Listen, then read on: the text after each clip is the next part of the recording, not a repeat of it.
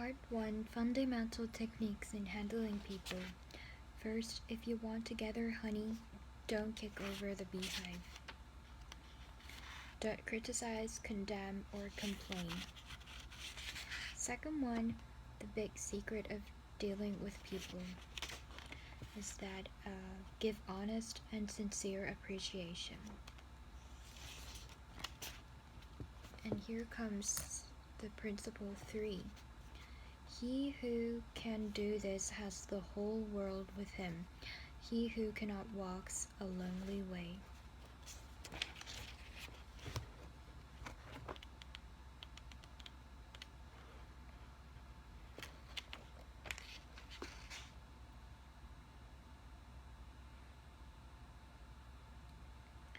Arouse in the other person an eager want. I often went fishing up in Maine during the summer. Personally, I am very fond of strawberries and cream, but I have found that for some strange reason, fish prefer worms. So when I went fishing, I didn't think about what I wanted. I thought about what they wanted.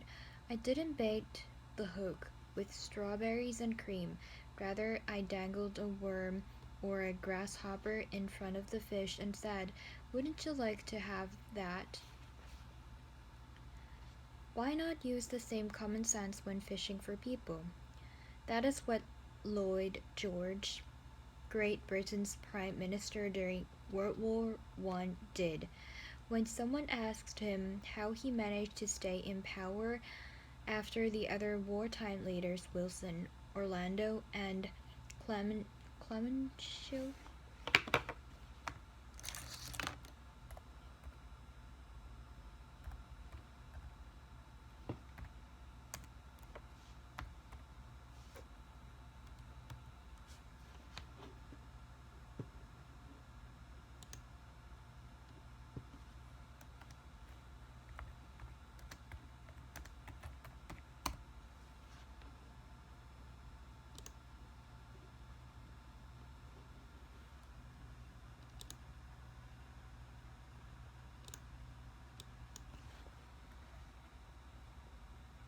Georges Clemenceau. Wartime leaders Wilson, Orlando, and Clemenceau had been forgotten. He replied that if his staying on top might be attributed to any one thing, it would be to his having learned that it was necessary to bait the hook to suit the fish.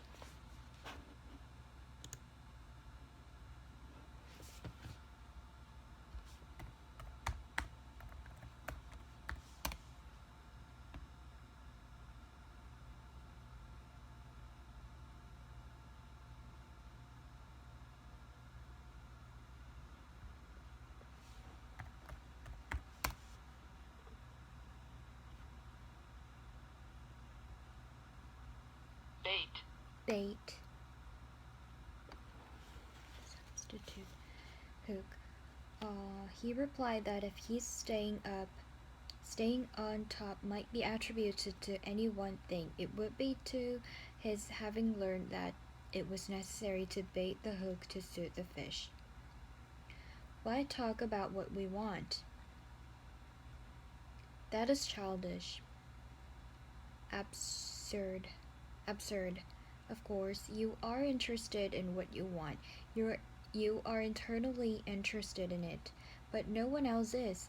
The rest of us are just like you. We are interested in what we want.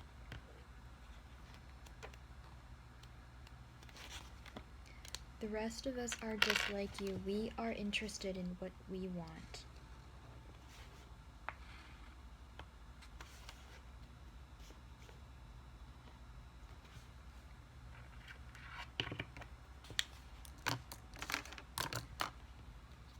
So the only way on earth to influence other people is to talk about what they want and show them how to get it. Remember that tomorrow, when you are trying to get somebody to do something, if, for example, you don't want your children to smoke, don't preach at them. If you don't want your children to smoke, don't preach at them.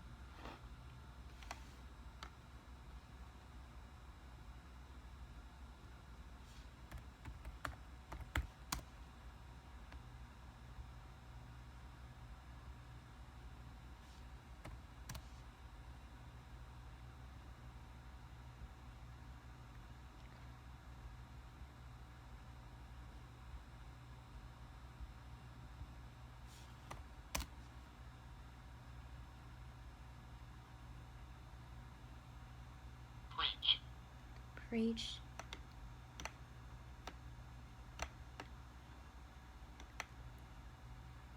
To proclaim or make known by servant. To deliver. If you want to show them. Remember that tomorrow when you are trying to get somebody to do something, if, for example, you don't want your children to smoke, don't preach at them.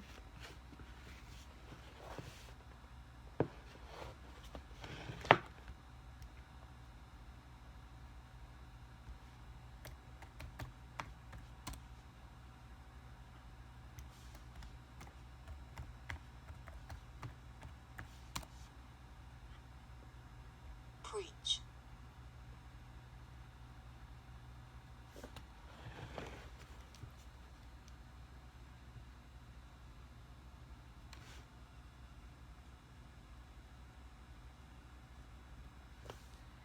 And don't talk about what you want, but show them that cigarettes may keep them from making the basketball team or winning. But show them that cigarettes may keep them from making the basketball team or winning the 100-yard dash. This is a good thing to remember regardless of whether you are dealing with children or calves or chimpanzees. For example, one day Ralph Waldo Emerson and his son tried to get a calf into the barn.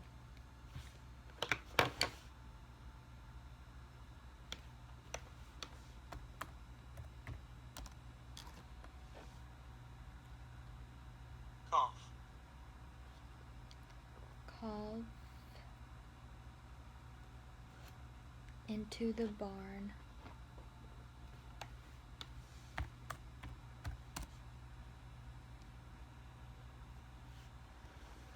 Into the barn. But they made the common mistake of thinking only of what they wanted. Emerson pushed and his son pulled, but the calf was doing just what they were doing. He was thinking only of what he wanted, so he stiffened his legs and stubbornly refused to leave the pasture. The Irish housemaid saw their predicament. Predicament.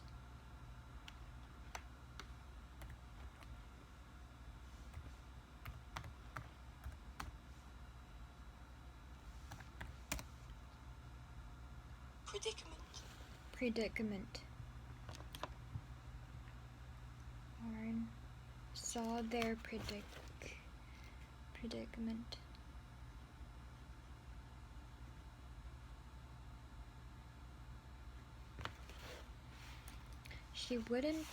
She wouldn't write essays and books, but on this occasion at least she had more horse sense or self-sense than Emerson had. She thought of what the calf wanted, so she put her maternal finger in the calf's mouth and let the calf suck her fingers as she gently led him into the barn. Every act you have ever performed since the day you were born was performed because you wanted something. How about the time you gave a large contribution to the Red Cross? Yes, that is no exception of the rule. You gave the Red Cross the donation because you wanted to lend a helping hand. You wanted to do a beautiful, unselfish, divine act. Inasmuch as ye have done it unto one of the least of these my brethren, you have done it unto me. If you haven't wanted that feeling more than you wanted your money, you would not have made the contribution. If you hadn't wanted that feeling, more than you wanted your money, you wouldn't have made the contribution, of course. You might have made the contribution because you were ashamed to refuse or because the customer asked you to do it. But one thing is certain, you made the contribution because you wanted something. Harry A. Overstreet, in his illuminating book Influencing Human Behavior, said, "Action springs out of what we fundamentally desire, and the best piece of advice which can be given to would-be persuaders, whether in business, in the home, in the school, in politics, is, first, arouse in the other person an eager want. He who can do this has the whole world with him. He who cannot walks a lonely way." Made the contribution because you wanted something. Action springs out of what we fundamentally desire. And the best piece of advice which can be given to would be persuaders, whether in business and home. First, arouse in the other person an eager want. Andrew, the poverty-stricken Scotch lad who started to work at 2 cents an hour and finally gave away 365 billion, learned early in life that the only way to influence people is to talk in terms of what the other person wants. He attended school only 4 years, yet he learned how to handle people. To illustrate, his sister-in-law was worried sick over her 2 boys.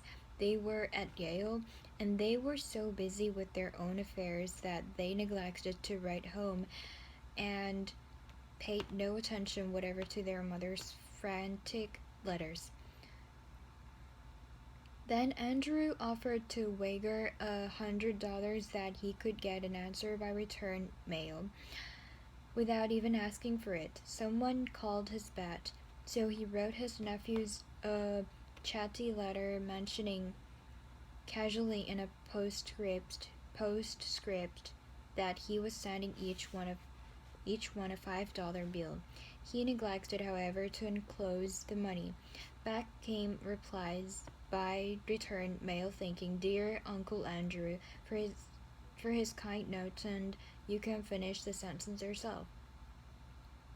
Another example of persuading comes from Stan Novak of Cleveland, Ohio. A participant in our course, Stan came home from work one evening to find his youngest son, Tim, kicking and screaming on the living room floor. He was to start kindergarten the next day and was protesting that he would not go.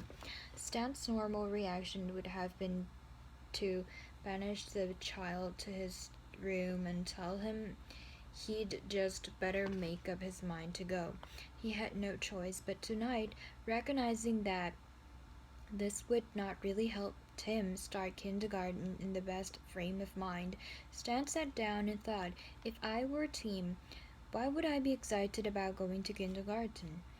He and his wife made a list of all the fun things Tim would do, such as finger painting, singing songs, making new friends. Then they put them into action. We all started finger painting on the kitchen table.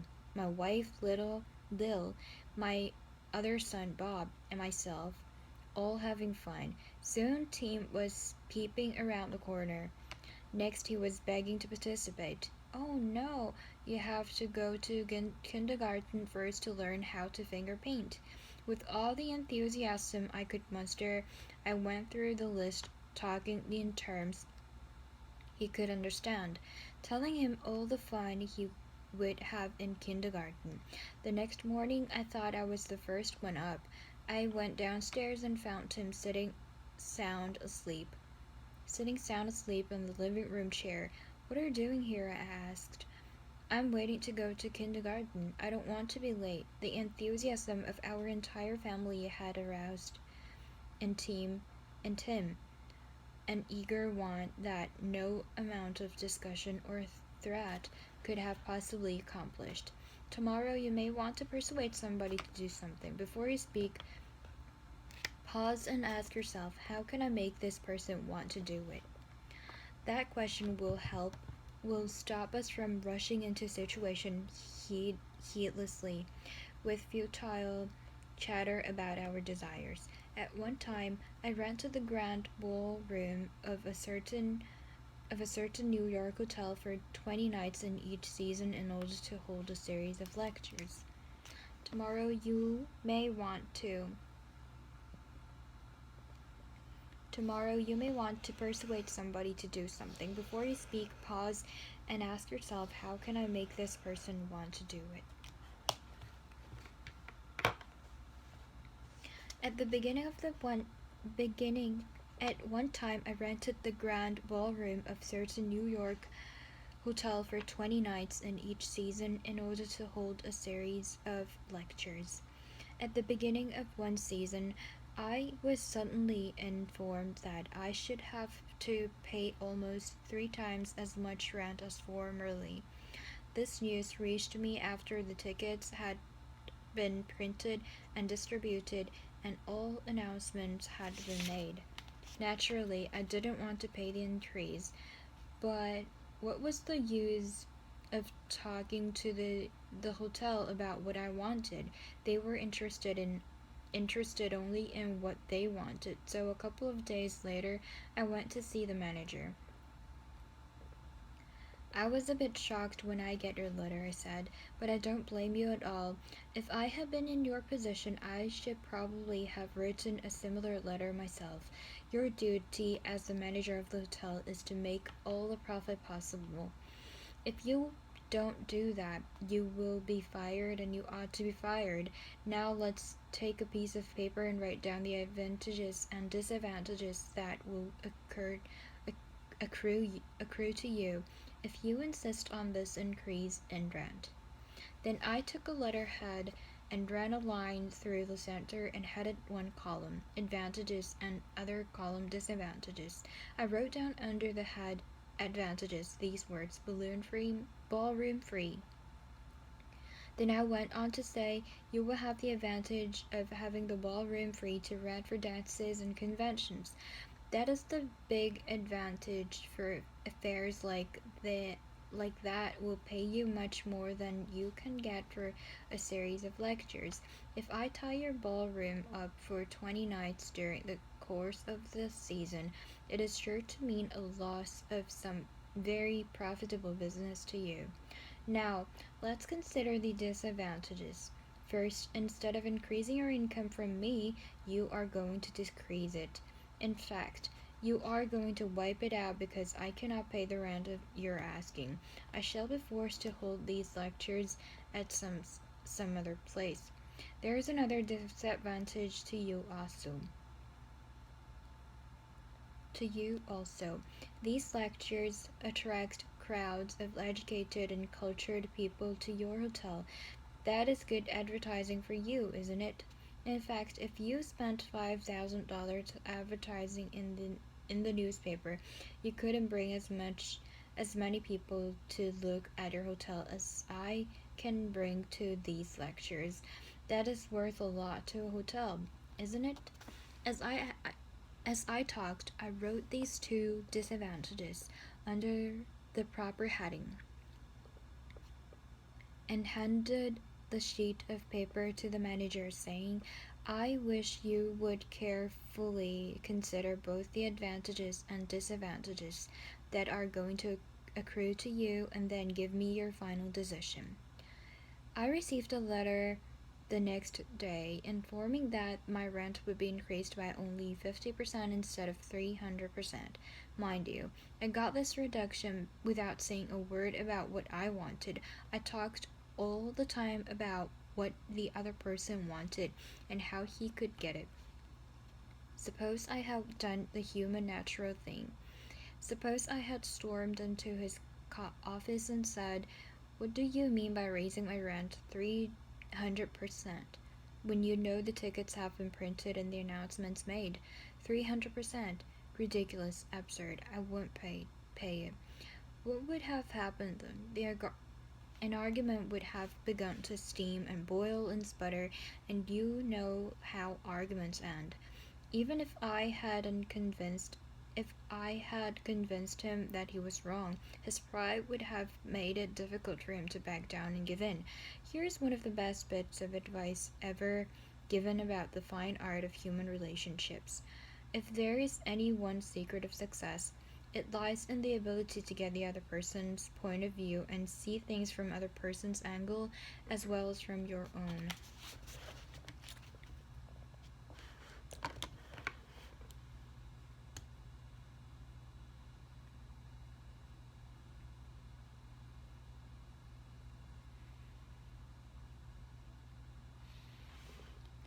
Without saying a word about what I wanted, talked all the time about what other person wanted and how he could get it. Angle as well. Here's one of the best advice. If there is any one secret of success, it lies in the ability to get the other person's point of view and see things from that person's angle as well as from your own.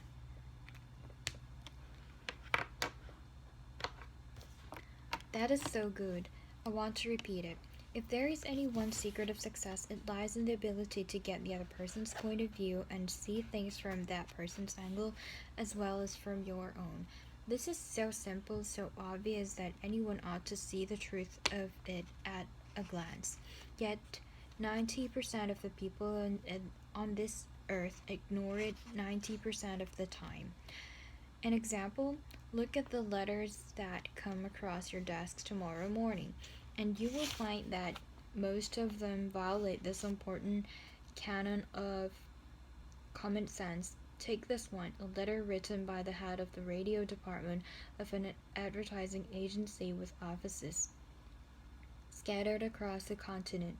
This letter was sent to the managers of local radio stations throughout the country. I have set down in brackets my reactions to each paragraph. Mr. John Blank, Indiana, dear Mr. Blank. The company desires to retain its position in advertising agency leadership in the radio field. Who cares what your company desires? I am worried about my own problems.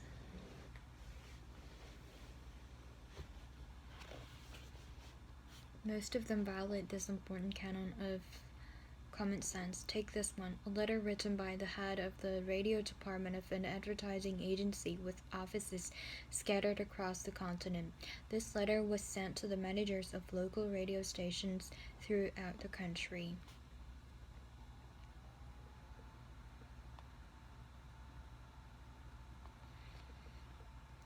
The company desires to retain its position in advertising agency leadership in the radio field. Who cares what your company desires? I am worried about my own problems. The bank is foreclosing my mortgage and on my house. The bugs are destroying the hollyhocks. The stock market tumbled yesterday. I missed the 8:15 this morning. I wasn't invited to the Jones dance last night. The doctor tells me I have high blood pressure and neuritis and dandruff. And then what happens? I come down to the office this morning worried, open my mail, and here is some little whisper snapper off in New York yapping about what his company wants. Bah. If he only realized what sort of impression his letter makes, he would get out of the advertising business and start manufacturing sheep dip. This agency's national advertising accounts were the bulwark of the network. Our subsequent clearances of station time have kept us at the top of agencies year after year. You are big and rich and right at the top, are you? So what? I don't give two whoops and hates if you are as big as General Motors and General Electric and the general staff of the U.S. Army all combined. If you had as much sense as a half-witted hummingbird, you would realize that I am interested in how big I am, not how big you are. All this talk about our enormous success makes me feel small and unimportant. We desire to service our accounts with the last word on radio station information. Yes, you unmitigated ass. I am not interested in what you desire or what the President of the United States desire. Let me tell you once and for all that I am interested in what I desire, and you haven't said a word about that yet in this absurd letter of yours. Will you therefore put the company on your preferred list for weekly station information, every single detail that will be useful to an agency in intelligently booking time? Preferred list. You have your nerve. You make me feel insignificant by your big talk about your company, and then you ask me to put you on the preferred list, and you don't even say please when you ask it. A prompt acknowledgement of this letter giving us your least doings will be mutually helpful. You fool, you mail me a cheap form letter, a letter scattered far and wide like the autumn leaves, and you have the gall to ask me when I am worried about the mortgage and hollyhocks and my blood pressure to sit down and dictate the personal note acknowledging your form letter, and you ask me to do promptly. What do you mean promptly? Don't you know I am just as busy as you are, or at least I like to think I am. And while we are on the subject, who gave you the lordly right to order me around?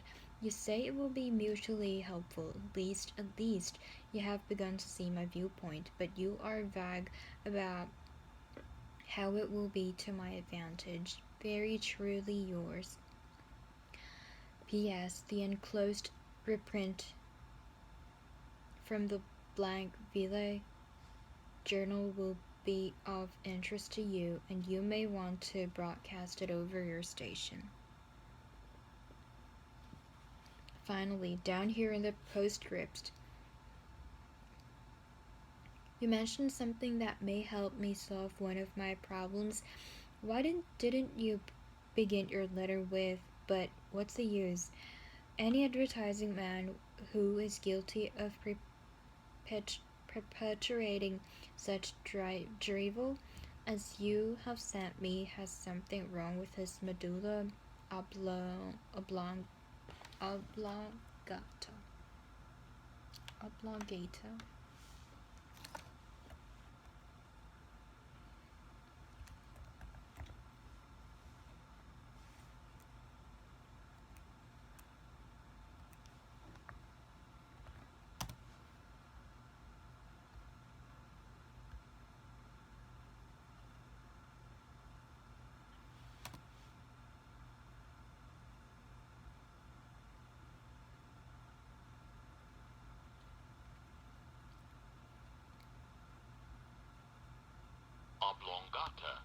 Oblongata.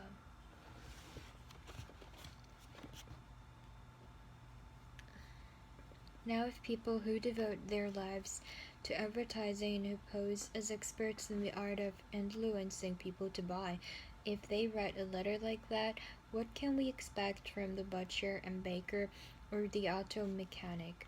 Here is another letter written by the superintendent of the large freight terminal to a student of this course, Edward. What effect did this letter have on the man to whom it was addressed? Read it and then I'll tell you. Gentlemen, the operations at our outbound rail receiving station are handicapped because the material percentage of the total business is delivered us in the late afternoon. This condition results in congestion, overtime on the part of our forces, delays to trucks, and in some cases delays to freight. On 10th of November, we received from your company a lot of 510 pieces, which reached here at 4:20 p.m. We solicit your cooperation toward overcoming the undesirable effects arising from late receipts of freight. And may we ask that on days on which you ship the volume, which was received on the above date, effort be made either to get the truck here earlier or to deliver us part of the freight during the morning. The advantage that would accrue to you under such an arrangement would be that of more expeditious discharge of your trucks and the assurance that your business would go forward on the date of its receipt. Very truly yours. After reading this letter, sent it to me with the following comment. This letter had the reverse effect from that which was intended. The letter begins by describing the terminal difficulties in which we are not interested, generally speaking. Our cooperation is then requested without any thought as to whether it would inconvenience us. And then finally, in the last paragraph, the fact is mentioned that if we do cooperate, it will mean more expeditious discharge of our trucks with the assurance that our freight will go forward on the date of its receipt.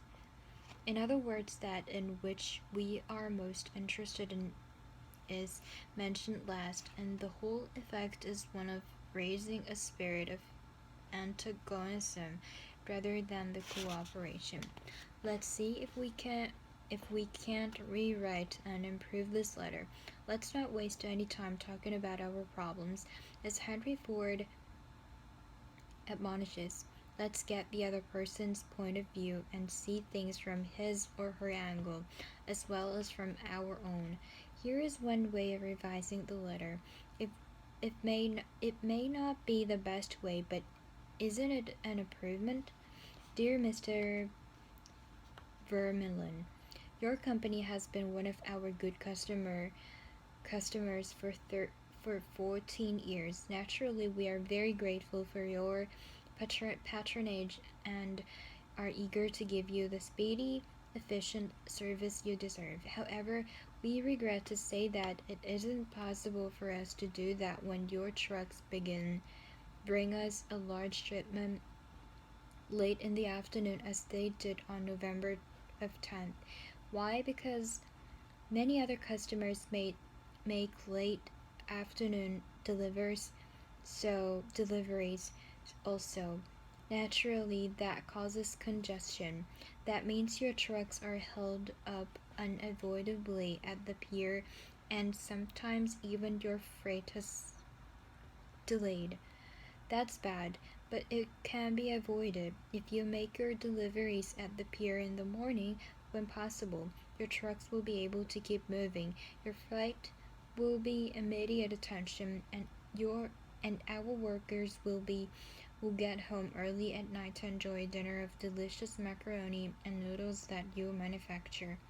Regardless of when your shipment arrives, we shall always cheerfully do all in our power to serve you promptly. You are busy. Please don't trouble to answer this note. Yours truly, Barbara Anderson, who worked in a bank in New York, desired to move to Phoenix, Arizona, because of the health of her son. Using the principles she had learned in our course, she wrote the following letter to 12 banks in Phoenix.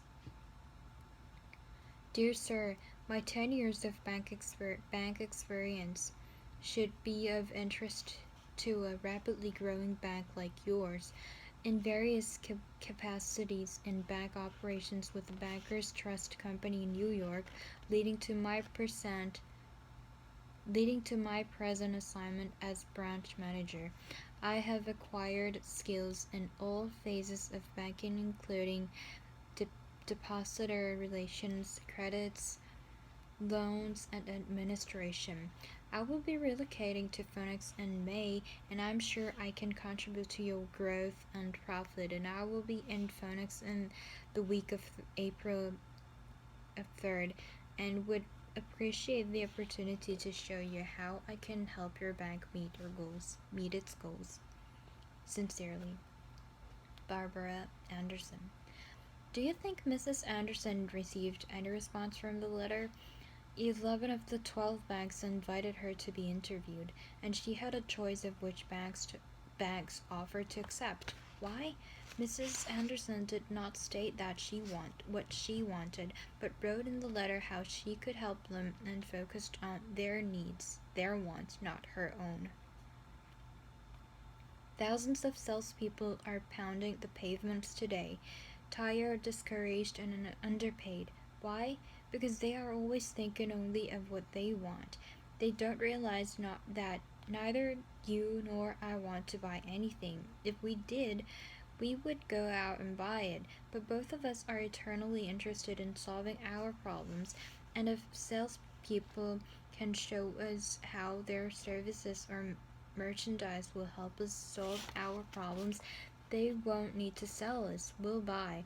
And customers like to feel that they are buying, not being sold. Thousands of salespersons are pounding this pavement today, tired, discouraged, and underpaid. Why? Because they are always thinking only of what they want. They don't realize neither nor if we did, we'd go out and buy it, but both of us internally solving our problems, and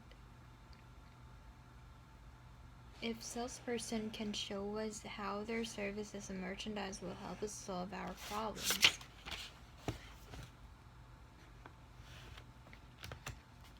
they won't need to tell us, they won't need to sell us, we'll buy.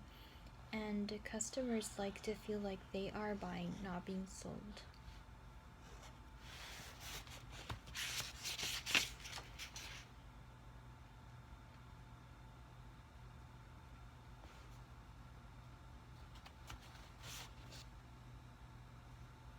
How she could help them and focused on their not her own.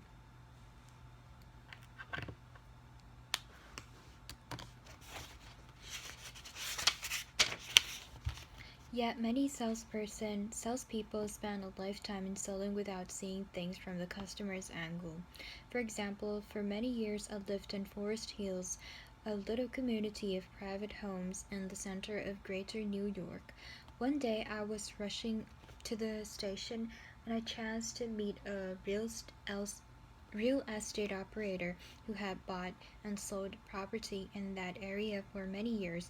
He knew Forest Hills so well, and so I hurriedly asked him whether or not my stucco house was built with metal, lath, or hollow tile. He said he didn't know and told me what I already knew, and that I could find out by calling the Forest Hills Garden Association. The following morning I received a letter from him. Did he give me this information I wanted?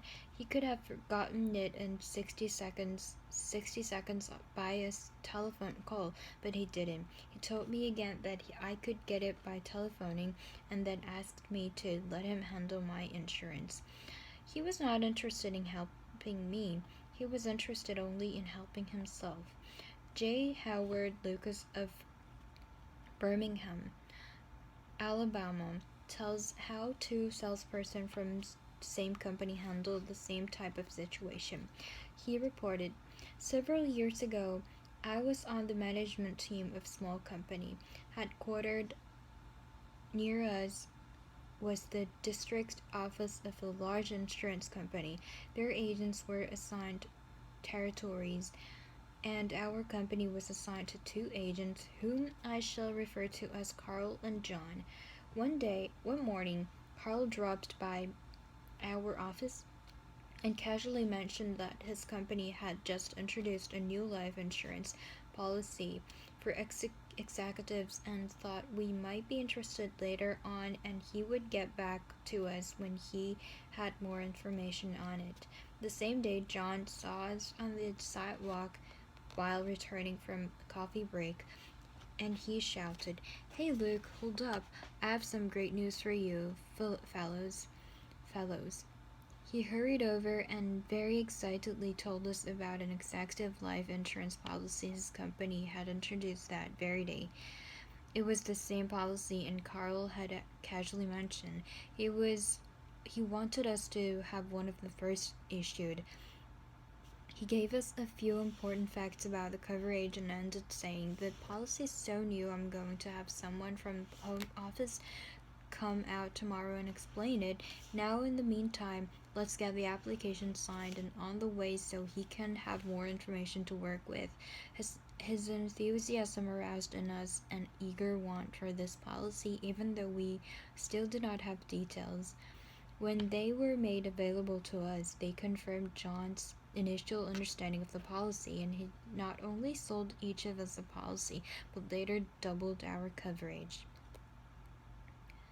Carl could have done those sales, but he made no effort to arouse in us any desire for the policies. The world is full of people who are grabbing and self-seeking, so the rare individual who unselfishly tries to serve others has an enormous advantage. He has little competition.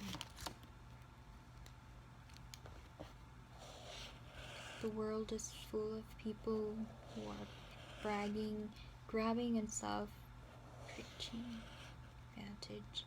Owen, a noted lawyer and one of America's great business leaders, once said, "People who can put themselves in the place of other people, who can understand workings of their minds, need never worry about what the future has in store for them." If out of reading this book you get just one thing, an increased tendency to think always in terms of other people's point of view and see things from their angle, if you can get that one thing out of this book, it may easily prove to be one of the building blocks of your career.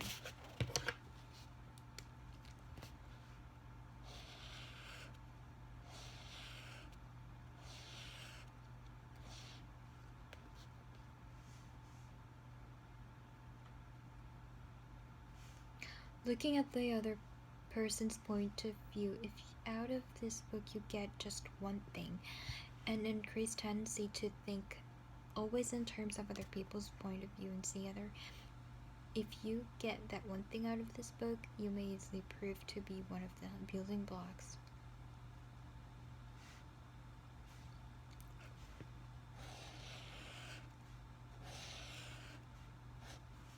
Looking at the other person's point of view and arousing in him an eager want for something is not to be construed as manipulating that person so that he will do something that is only for your benefit and his detriment.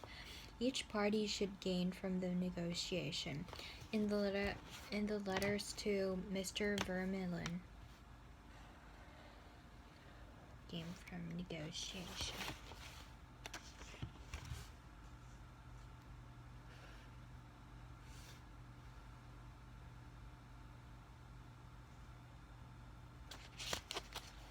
In the letters to Mr. Vermeulen, both of the sender and the receiver of the correspondence gained by the implementing what was suggested.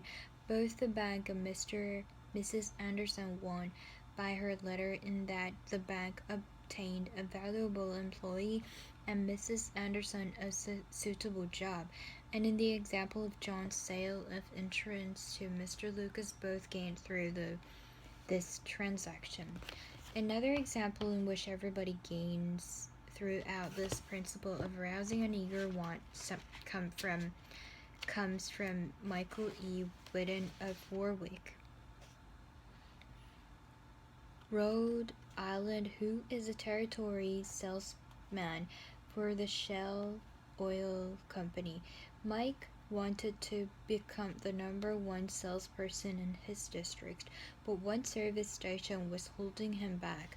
It was run by an older man who could not be motivated to clean up his station. It was in such poor shape that sales were declining significantly. This manager would not listen to any of Mike's pleas to upgrade the station. After many exhortations and heart-to-heart talks, all of which had no impact, Mike decided to invite the manager to visit the newest Shell station in his territory. The manager was so impressed by the facilities at the new station that when Mike visited him the next time, his station was cleaned up and had recorded a sales insurance. This enabled Mike to reach the #1 spot in his district. All his talking and discussion hadn't helped, but by arousing an eager want in the manager, by showing him the modern station, he had accomplished his goal, and both the manager and Mike benefited. Most people go through college and learn to read Virgil and master the mysteries of calculus without ever discovering how their own minds function.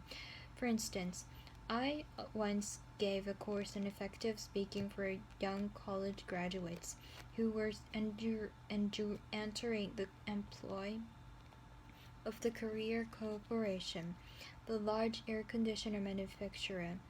One of the participants wanted to persuade the others to play basketball in their free time, and this is about what he said. I want you to come and play basketball. I like to play basketball, but the last few times I've been to the gymnasium, there haven't been enough people to get up a game. 2 or 3 of us got to throwing the ball around the other night, and I got a black eye. I wish all of you would come down tomorrow night, and I want to play basketball. Did he talk about anything you want? You don't want to go to gymnasium that no one else goes to, do you? You don't care about what he wants. You don't want to get a black eye. Could he have shown you how to get the things you want by using the gymnasium? Surely. More pap, keener as to appetite, clearer brain, fun, games, basketball. To repeat the Professor Overstreet's wise advice, first, arouse in the other person an eager want. He who can do this has the whole world with him. He who cannot walks a lonely way. One of the students in the author's training course was worried about his little boy, that the child was underweight and refused to eat properly, and his parents used the usual method. They scolded and nagged. Mother wants you to eat this and that. Father wants you to grow up to be a big man. Did the boy pay any attention to these pleas? Just about as much as you pay to one fleck of sand on a sandy beach. No one with a trace of horse sense would expect a children 3 years old to react to to the viewpoint of a father 30 years old. Yet that was precisely what that father had expected. It was absurd. He finally saw that, so he said to himself, "What does this boy want? What does that boy want? How can I tie up what I want to what he wants?" It was easy for the father when he started thinking about it. His boy had a tricycle that he loved to ride up and down the sidewalk in front of the house in Brooklyn. A few doors down a street lived a bully, a bigger boy, who would pull the little boy out of his tricycle and ride it himself. Naturally, the little boy would run screaming to his mother, and she would have come out and take the bully off the tricycle and put her little boy on again. This happened almost every day. What did the little boy want? It didn't take a Sherlock Holmes to answer that one. His pride, his anger, his desire for a feeling of importance, all the strongest emotions in his makeup, goaded him to get revenge, to smash the bully in the nose. And when his dad explained that the boy would be able to wallop the daylights out of the bigger kid someday if he would only eat the things his mother wanted him to eat, when his father promised him that there was no longer any problem with the dietetics, that boy would have eaten spinach, salt, mackerel, anything in order to be big enough to whip the bully who had humiliated him so often. After solving that problem, the parents tackled another. The little boy had an unholy habit of wetting his bed. He slept with his grandmother, and this morning his grandmother would wake up and feel the sheets and say, "Look, Johnny, what you did again last night." He would say, "No, I didn't do it. You did it." Scolding, spanking, shaming him, reiterating that the parents didn't want him to do it. None of these things kept the bed dry. So the parents asked, "How can we make this boy want to stop wetting his bed?" What were his wants? First, he wanted to wear pajamas like Daddy instead of wearing a nightgown like Grandmother. Grandmother was getting fed up with nocturnal iniquities, so she gladly offered to buy him a pair of pajamas if he would reform. Second, he wanted a bed of his own. Grandma didn't object. His mother took him to a department store in Brooklyn, winked at the sales girl, and said, "Here is a little gentleman who would like to do some shopping." The sales girl made him feel important by saying, "Young man, what can I show you?" He stood a couple of inches taller and said, "I wanted to buy a bed for myself." When he was shown the one his mother wanted him to buy, she winked at the sales girl, and the boy was persuaded to buy it. The bed was delivered the next day, and that night, when father came home, the little boy ran to the door shouting, "Daddy, Daddy, come upstairs and see my bed that I bought." The father, looking at the bed, obeyed Charles' injunction. He said he was hearty in his approbation and lavish in his praise. "You are not going to wet this bed, are you?" the father said. "Oh, no, I'm not going to wet this bed." The boy kept his promise, for his pride was involved. That was his bed. He alone had bought it, and he was wearing pajamas now like a little man. He wanted to act like a man, and he did. Another father, Katie Dutchman,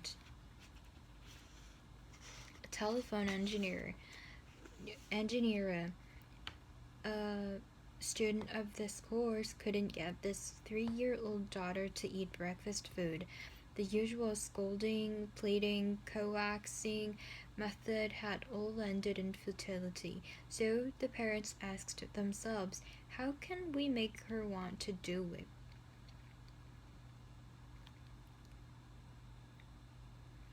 This little girl loved to imitate her mother, to feel big and grown up, so one morning they put her on a chair and let her make the breakfast food. At just the psychological moment, father drifted into the kitchen while she was stirring the cereal, and she said, "Oh, look, Daddy, I'm making the cereal this morning." She ate 2 helpings of the cereal without any coaxing because she was interested in it. She had achieved a feeling of importance. She had found in making the cereal an avenue of self-expression. William Winter once remarked that self-expression is the dominant necessity of human nature. Why can't we adapt this same psychology to business and dealings? When we have a brilliant idea, instead of making others think it is ours, Why not let them cook and stir the idea themselves? They will then regard it as their own. They would like it and maybe eat a couple of helpings of it. Remember, first,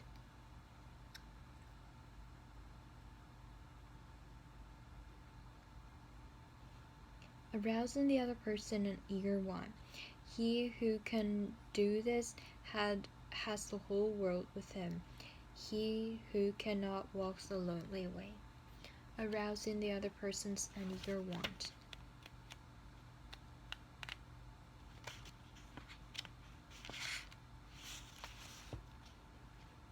In a nutshell, fundamental techniques in handling people. First, don't criticize, condemn, or complain. Second, give honest and sincere appreciation. Third, arouse in the other person an eager want.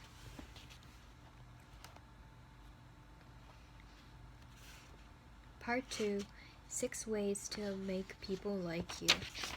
First, do this and you'll be welcome anywhere.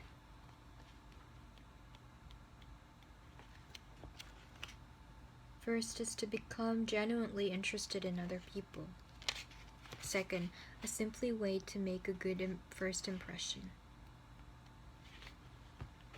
Smile. Third, if you don't do this, you are headed for trouble. Remember that a person's name is to that person the sweetest and most important sound in any language. Fourth, an easy way to become a good conversationalist. Be a good listener. Encourage others to talk about themselves. Fifth, how to interest people. Talk in terms of other person's interests. Sixth is to how to make people like you instantly. Make the other person feel important and do it sincerely. In a nutshell, 6 ways to make people like you. First, become genuinely interested in other person and the other people. Second, smile.